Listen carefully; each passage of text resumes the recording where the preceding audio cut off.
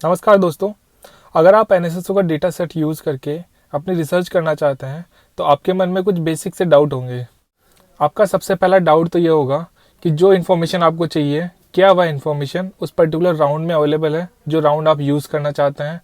इसके बाद में आपका नेक्स्ट डाउट ये होगा कि अगर ये इन्फॉर्मेशन इस पर्टिकुलर राउंड में अवेलेबल नहीं है तो किसी और राउंड में अवेलेबल है क्या, और अगर है तो उसको कैसे ढूंढा जाएगा। इन्हीं सारे डाउट्स का सॉल्यूशंस इस वीडियो के अंदर बताया जाएगा। और इसके अलावा हम आपको बताएंगे कि आपको कोई भी राउंड अगर यूज़ करना है तो उसके अंदर सबसे पहले क्या देखना है और किस तरह से ये पता करना है कि जो इन्फॉर्मेशन आपको चाहिए वो वहाँ पे अवेलेबल है या नहीं है।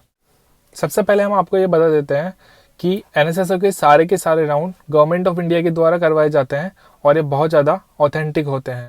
चूँकि ये बहुत ज़्यादा ऑर्गेनाइज्ड और सिस्टमेटिक तरीके से करवाया जाता है तो एनएसएसओ के हर राउंड का एक पर्टिकुलर क्वेश्चनायर होता है और उस क्वेश्चनायर को शेड्यूल फाइल बोला जाता है। और जब भी आप ये डेटा परचेज करते हो या कहीं से भी ये डेटा लेते हो तो उसके साथ में ये शेड्यूल फाइल ज़रूर से ज़रूर आएगा।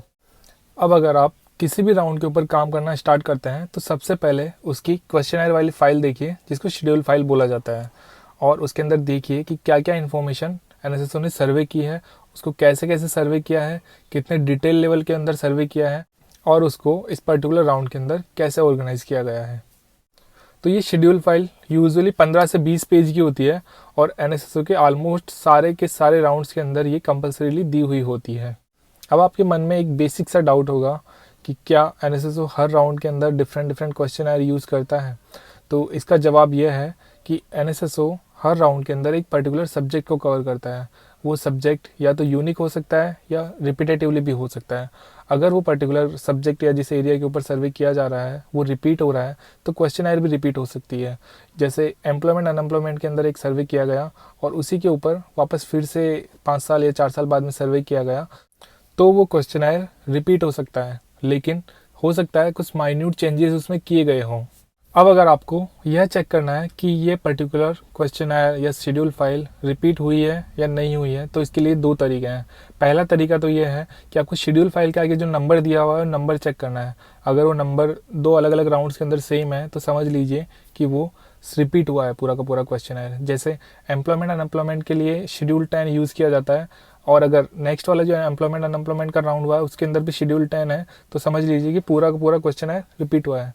फिर भी आपको पूरी की पूरी क्वेश्चनायर पढ़कर ये चेक करना है कि सारे के सारे क्वेश्चंस रिपीट हुए हैं या उसमें कुछ माइन्यूट चेंजेस किए गए हैं।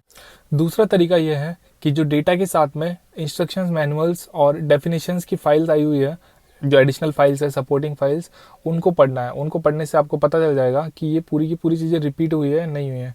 यूजुअली जब आप लेटेस्ट वाला राउंड का इन्फॉर्मेशन पढ़ेंगे तो उसमें बता दिया जाएगा कि पिछले वाले राउंड से इस वाले राउंड्स में क्या चेंजेस किए गए हैं।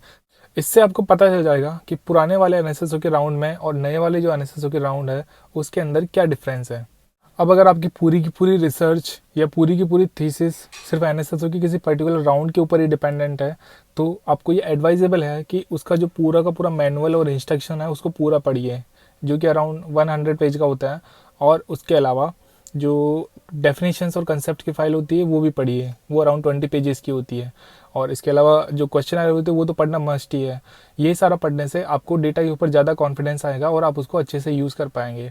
शेड्यूल फाइल के इस ओवरव्यू के बाद में अब हम शेड्यूल फाइल के अंदर जो कंटेंट दिया हुआ होता है उसके ऊपर डिस्कशन करेंगे। तो शेड्यूल फाइल को जब आप ओपन करेंगे तो उसके अंदर जो सबसे पहला है और जो दूसरा पेज होता है उसके अंदर बेसिक वाली इन्फॉर्मेशन होती है। ये बेसिक इन्फॉर्मेशन हाउस होल्ड और इंडिविजुअल्स की होती है।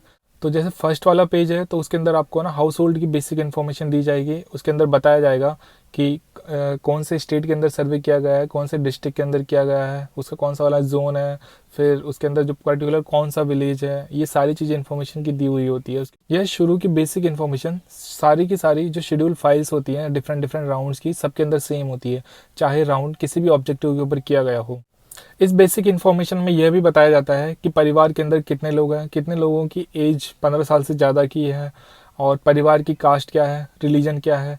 और इसके बाद में जब इंडिविजुअल लेवल की इन्फॉर्मेशन बताई जाती है तो उसमें बताया जाता है कि मतलब प्रत्येक सदस्य का क्या नाम है, उनकी क्या एज है, क्या एजुकेशनल क्वालिफिकेशन है, और अगर वो कुछ एम्प्लॉयमेंट करते हैं तो उनका क्या जॉब है। अगर शॉर्ट में कहा जाए तो क्वेश्चन आयर के ब्लॉक 1 के अंदर सर्वे की बेसिक इन्फॉर्मेशन होती है, फिर ब्लॉक 2 के अंदर हाउस होल्ड्स की बेसिक इन्फॉर्मेशन होती है, फिर ब्लॉक 3 के अंदर इंडिविजुअल्स की बेसिक इन्फॉर्मेशन होती है। तो ये तीनों के तीनों ब्लॉक ऑलमोस्ट हर राउंड के अंदर सेम होते हैं। अब ये जो बेसिक वाली इन्फॉर्मेशन होती है ये किसी राउंड के अंदर 3 ब्लॉक्स के अंदर डिवाइडेड होती है, तो किसी राउंड के अंदर 2 ब्लॉक्स के अंदर डिवाइडेड होती है।